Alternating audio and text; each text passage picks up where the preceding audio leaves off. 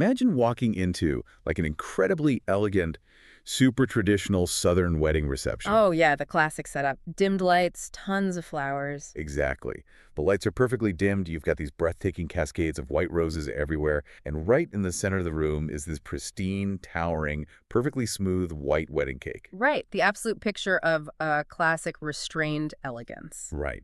But then you look right next to it. Hmm. And sitting on its own dedicated table is a cake shaped entirely like a giant, glistening, largemouth base. Oh, wow. Or, maybe it's a perfectly scaled-down replica of a college football stadium. And as you walk by, instead of vanilla and buttercream, it smells aggressively of bourbon. Yeah, it is a profound visual whiplash. I mean, you have this towering monument to formal, heavily scripted aesthetic restraint right next to a dessert that looks like it was teleported in from a weekend tailgate party. It's wild. And that visual tension is actually our mission today. We are unpacking this massive stack of source material all about the groom's cake tradition in Southern USA weddings. It's such a fascinating topic. It really is. Right. And if you spend any time doing deep dive research into event planning, like say you use the Weddizer website. Oh, yeah. Weddizer's great for that. Yeah, specifically if you scour their business section for niche cultural traditions or planning guidance, you will see these cakes everywhere. They totally dominate the trending tags. So, okay, let's unpack this. Because on the surface, a giant cake shaped like a fish is, it's just a funny quirk. Right. But structurally and sociologically, it's this fascinating lens into how we negotiate individuality, gender dynamics, and tradition in a highly formalized space. What's fascinating here is that the overarching dynamic of a wedding is that it's a highly prescribed ritual, right? There is this rigid playbook dictating the visuals, the pacing, the tone, and the groom's cake represents this designated, socially acceptable tear in that fabric. A socially acceptable tear. I like Yeah, it operates almost like a Trojan horse. Because historically, the whole wedding industrial complex has been overwhelmingly marketed toward and focused on the bride. Right, the gown, the florals, the bridal party. Exactly. And the groom can frequently end up feeling like a supporting character at his own milestone event. So the groom's cake provides this backdoor for the groom to actually participate in the aesthetic choices of the day. Without violating those traditional expectations of masculinity, right? You nailed it. He gets to claim a piece of the spotlight through the socially acceptable guise of, sports or hunting or dark liquor. So is the main wedding cake essentially the public relations cake for the family? Like the one that satisfies the formal portraits and the grandmothers, while the groom's cake is the authentic weekend self? Yes, that is exactly it. The main cake is the ambassador of the event's overarching theme, right? It has to match the table linens. Right. But the groom's cake is the ambassador of the individual. It's a deliberate recalibration of the room's focus. It makes a very specific, edible statement that both partners are equally present here, with entirely distinct identities. Okay, but let me push back on the logistics of this for a second. Sure. Because if you look at the reality of modern wedding budgets, you're already coordinating caterers, managing a sprawling guest list, paying for venue access by the hour. It's a lot. It's so much. So adding a whole second, highly customized, architecturally complex cake seems like a massive allocation of resources just to prove the groom has a hobby. I mean, why take on that extra chaos? Well, from a purely logistical hosting perspective, it operates as a high-value interactive element. Oh, really? How so? So planners and cultural historians in our sources note that a wedding reception can really suffer from pacing issues. Guests are just sitting in tables waiting for the next scheduled thing to happen. Oh, yeah, the awkward waiting period. Right. But a hyper-realistic, highly customized cake serves as a built-in focal point. It draws guests out of their seats. Oh, I see. Yeah, it is an immediate conversation starter across disparate groups of family members who might not even know each other. So you're paying for a dessert, but you are actually buying a dedicated entertainment piece. It breaks the ice in a room full of strangers. Oh, wow. Okay, that reframes the expense completely. You are buying social lubrication, not just chocolate frosting. Exactly. But tracking this back, I mean, the sources trace the origin of this concept, and it does not start in the American South with a Yeti cooler made of fondant. No, it definitely doesn't. We actually have to go back to Victorian England, where the concept of a secondary cake began. And here's the crazy part. It wasn't a joke. It was a fruitcake. Right. A dense, heavy fruitcake. Wait, really? Because fruitcake doesn't exactly scream fun and individuality to me. Yeah. How did a dense fruitcake become this beloved tradition? Well, to understand why that matters, we have to look at the socioeconomic reality of ingredients in the 19th century. Okay. Baking a dense, heavy fruit cake wasn't about expressing a quirky personality at all. Preserved fruits, exotic nuts, and heavy spices like nutmeg and clove, those were incredibly expensive commodities back then. Oh, right, because they had to be imported. Exactly. Furthermore, they were preserved in alcohol long before modern refrigeration existed. So presenting a dark, incredibly rich fruit cake was the ultimate flex of wealth. So it was essentially an edible bank statement? It totally was. It was an economic indicator and an agricultural superstition rolled into one. If we connect this to the bigger picture, the Victorian groom's cake was an edible wish for a prosperous, fertile household. Wait, superstition? Like what?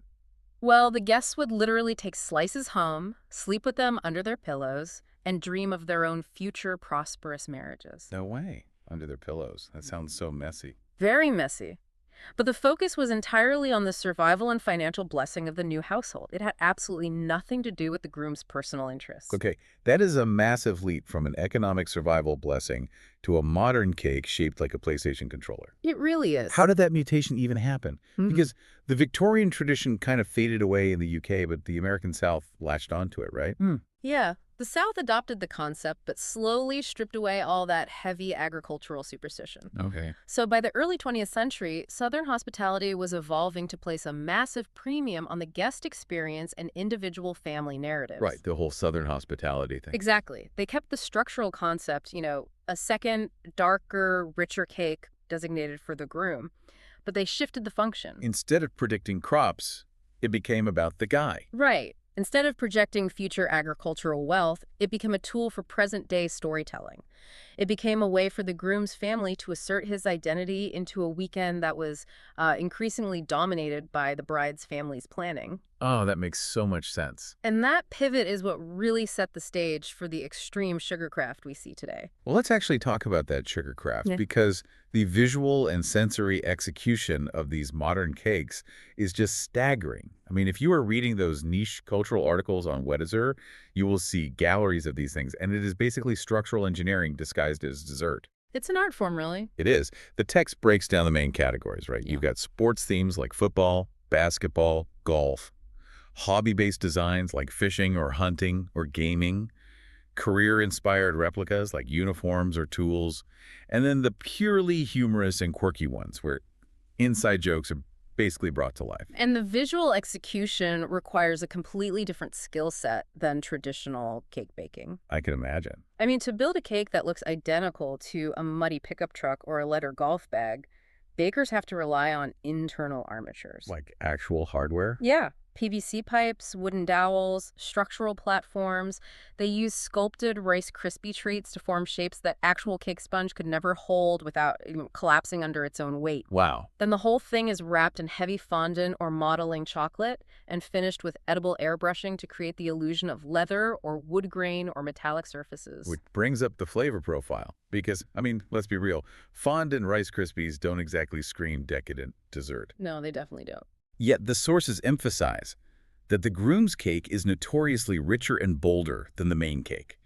We are talking heavy chocolate fudge, classic southern red velvet, German chocolate, and the massive favorite, which is bourbon-infused cake. Oh, yeah. The bourbon is huge. There seems to be this very deliberate gender coding happening with these flavors. Oh, absolutely. The flavor profiles are heavily coded as masculine to provide a direct counterweight to the main cake. Right. Because the traditional wedding cake leans into delicate, lighter profiles, vanilla bean, almond, lemon, or floral notes like rose water and lavender. Which are historically coded as feminine and elegant. Exactly. So the groom's cake aggressively pushes back with heavy, indulgent, dark flavor profiles. Peanut butter, dark stout beers, dark rums, bourbon. To the sensory disruption. Yes, it is an intentional sensory disruption. When a guest takes a bite, they are meant to experience a sharp contrast from the primary aesthetic of the evening. But practically speaking, managing that sensory disruption seems like a nightmare for an event planner. Oh, it can be. I mean, you have spent tens of thousands of dollars cultivating a specific, delicate, romantic atmosphere, bringing out a dark chocolate cake shaped like a hunting dog holding a duck that totally shatters the illusion. So how do couples handle the sheer visual collision of these two things? Well, historically, they avoided the collision entirely. Oh, they didn't have them in the same room. Right. The traditional Southern method was containment. The groom's cake was served at the rehearsal dinner the night before the wedding. Okay, that makes sense. Yeah, because that environment is inherently more relaxed. It's heavily populated by the wedding party and close family. It allowed the groom to have his moment of personalized celebration without threatening the pristine aesthetic of the actual wedding reception. Basically keeping the largemouth base away from the wedding photographer's expensive lighting setup. Precisely. Keep the two worlds totally separate. However, modern couples are completely dismantling that separation. Really? What are they doing now? The current trend is to lean completely into the contrast. They are placing the groom's cake on a dessert table right next to the traditional cake. Wow, just putting it right out there. Yeah. But perhaps the most brilliant logistical evolution, according to the sources, is using the groom's cake as a late-night surprise. Oh, I love this idea from the sources. Tell everyone how this works. It's so smart because it solves multiple hosting problems at once. So the formal dinner concludes, the traditional cake is cut and served, and the older guests who prefer the formal aesthetic, they begin to leave. Right, the grandmas head home. Exactly. Then the lights drop, the dancing starts, and then at like 10:30 or 11:00 p.m., when the remaining guests have been drinking and dancing and are suddenly craving massive calories. The ultimate late night snack. Yes. The staff brings out this heavy, bourbon-infused peanut butter chocolate cake. And at that hour, it doesn't feel like a visual clash at all. It feels like an incredibly thoughtful, indulgent surprise that perfectly matches the late-night energy of the room. That is brilliant. Mm-hmm. So what does this all mean for the future of the tradition? Because we are seeing this hyper-regional, deeply Southern phenomenon kind of break containment, right? Oh, definitely. I mean, you go into the business sections of Weddizer, and you see planners from the Pacific Northwest, from Europe, from Australia, and they are researching these niche cultural traditions and importing them into their own events. And it is a global trend now. It really is. And it's going global because the underlying mechanics of what couples actually want from a wedding have fundamentally shifted. How so? We're moving away from the idea of the wedding as a rigid civic or religious performance, and we're moving toward the wedding as a highly produced piece of personalized storytelling. Storytelling. Yeah. Yeah, the sources outline exactly how that storytelling is manifesting today. It's not just the classic quirky shapes anymore. Right. There is a huge rise in interactive dessert stations, where the groom's bold flavor choices are integrated into elaborate bars with mini treats, which forces guests to mingle and curate their own plates. Which goes back to the whole guest experience thing. Exactly. Yeah. And we are also seeing a pivot toward sleek, minimalist designs for the modern groom. Like someone who wants that heavy stout beer or bourbon flavor profile, but wants the exterior to look architectural and sophisticated, rather than, like a sports mascot. Right. The aesthetic is evolving. It's totally the evolution of the aesthetic. And we really cannot discuss that global evolution without examining the digital infrastructure driving it. Oh, you mean social media? Social media, specifically Pinterest and Instagram. They have functioned as a massive accelerant for this. Oh, for sure. When a baker creates a hyper-realistic cake that looks exactly like, say, a stack of vintage vinyl records, that image goes viral instantly. It is inherently shareable content. Yeah, that's perfect for the feed. Exactly. It travels across the globe in seconds, completely stripping the tradition of its Southern roots and just presenting it simply as an incredible event idea. But wait, let me ask you this. If this tradition is fundamentally about authentic individuality, right? Like breaking the formal rules to show your true, authentic weekend self, isn't performing your quirky hobby for Instagram just trading one type of rigid wedding script for a modern digital script? I mean, are couples actually craving individuality, or are they just manufacturing viral moments for their wedding? Hashtag. Well, this raises an important question about modern event planning. Are we performing authenticity or actually experiencing it? Exactly. While there is undeniably a performative element, I mean, everyone wants their wedding to look incredible online. The sociologists and planners in our source material argue that the root desire is actually genuine. Really? Genuine how? Well, we have to remember that a wedding can feel deeply alienating to the people actually getting married. Oh, yeah, you're on display. Right. You were wearing clothes you never normally wear, reciting vows in front of an audience, and participating in rituals that were designed centuries ago. That's a lot of pressure. It is. So the groom's cake is a tether to reality. even if it looks great on Instagram. Standing next to your partner and cutting into a cake shaped like your dog or your favorite guitar, it brings a moment of genuine, unscripted joy and laughter into a really high-pressure environment. It breaks the tension. It's an anchor. I love that. It reminds everyone in the room, including the couple, that underneath the tuxedos and the massive floral budgets, these are just two normal people who like bourbon and video games. Exactly. We followed this from a Victorian fruitcake, which was this heavy, dense symbol of economic survival, all the way across the Atlantic to the American South. We watched it shed its agricultural superstitions, adopt the structural engineering of modern fondant, and transform into this Trojan horse for masculine aesthetics in a female-dominated space. It's quite a journey. It really is a brilliant mechanism for injecting warmth, humor, and contrast into a hyper-traditional setting. And it proves that cultural traditions do not survive by remaining static. You know? Definitely not. If we were still demanding that grooms serve dense, alcohol-soaked fruitcakes to signify crop fertility, the tradition would have died a century ago. Oh, nobody would be doing that. No. It survived because it proved structurally flexible enough to become a canvas for modern identity. It adapted to serve the emotional needs of the current generation. Which is exactly why diving into platforms like Weddizer and researching these niche traditions is so incredibly valuable. Absolutely. Because whether you are actively planning an event or you are simply fascinated by how human beings use food and ritual to communicate who they are, the lesson here is that contrast is powerful. It really is. You do not have to choose between elegance and personality. You can have the pristine white roses, and you can have the chocolate largemouth base. I completely agree.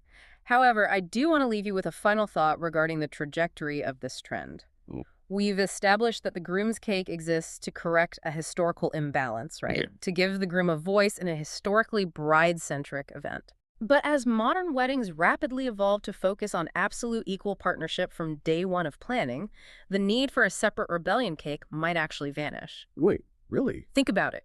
If the entire event is equally co-designed, will we soon see the extinction of the classic, pristine white wedding cake altogether? Oh, wow. Imagine a near future where you walk into a reception and there are no separate cakes at all. Just one massive, unified centerpiece. A cake that is an unapologetic, chaotic mashup of both partners. Like half elegant floral cascades, half structural sugarcraft of their shared hobbies, blending delicate rosewater with heavy bourbon fudge. The complete collapse of the aesthetic boundaries. The PR cake and the weekend self finally merged into one. Now that is something to look forward to. Thank you all for joining us on this deep dive. Catch you on the next one.